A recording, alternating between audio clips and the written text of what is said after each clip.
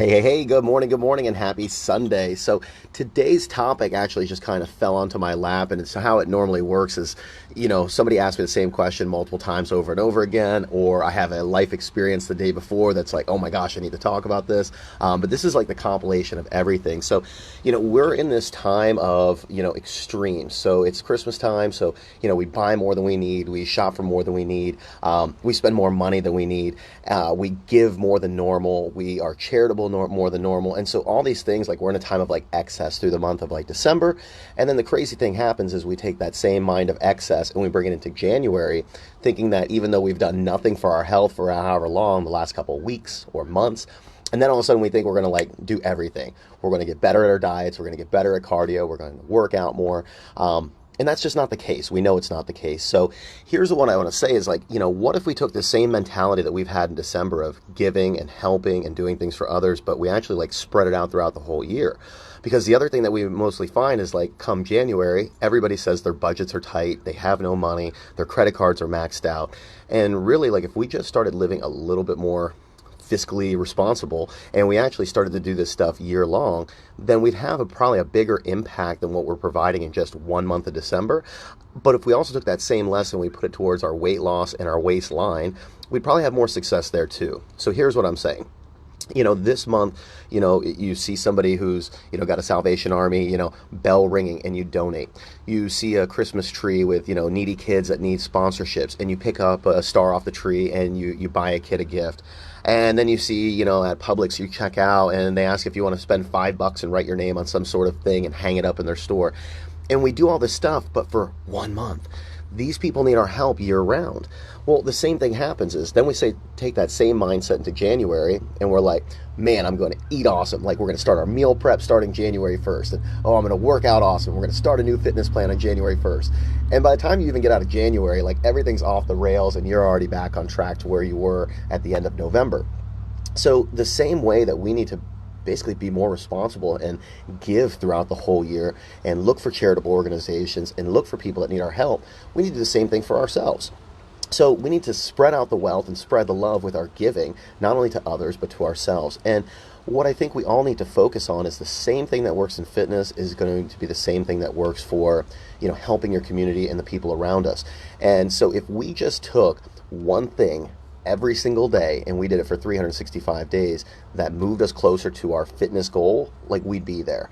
But the problem is nobody wants to do that one thing for a year. They want to try the new fancy thing. They want to try the new flash in the pan. They want to try that thing with little sparkles and glitter or whatever it is that catches their eye, because we all get those squirrel moments.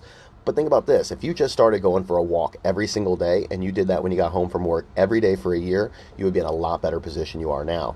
Same thing. If you took $1 or $5 or $10 and every day you put it in towards some little kitty or you put it into a piggy bank and that was for charity, like you would donate and contribute so much more and make such a bigger impact than what you just made in this month of December, and you would make it year long.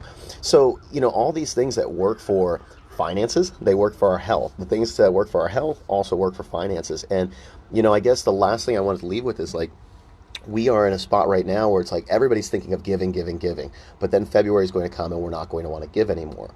Well, we do the same thing with our body.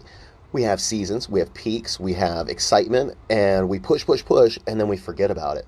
And if you notice, you're not in any better shape than you were last year, so that's not working.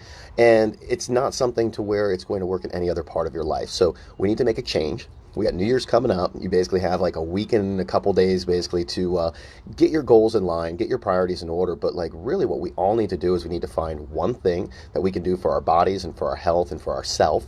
And then one thing that we can do for others and that we can provide and that we can give. And that way year long, we're making a bigger impact on our health, a bigger impact on others, and less of an impact on our wallets. So the whole idea is like we pay taxes every single paycheck. We have to pay Uncle Sam. We don't miss that money. Some of you have retirement plans. You put that money aside. You don't miss that money. So it's the same thing. We need to do the same exact thing with charitable contributions. We need to help people. And again, I said all these videos always come from like a personal experience. Our Live Fit family is amazing. Like last week, I think we put 26 kids' names up that needed bikes, skates, clothes, whatever, all sorts of Christmas stuff from a local Pasco County charity here. And we ended up, I think we picked up for 6 kids or 7 kids, Shelly and I on Friday night, and then she left, and I bought for her, and it was like two items were the same price as buying for like six kids or seven kids. And it makes you think, it's like, do we need this stuff? Like, do you need this stuff? No.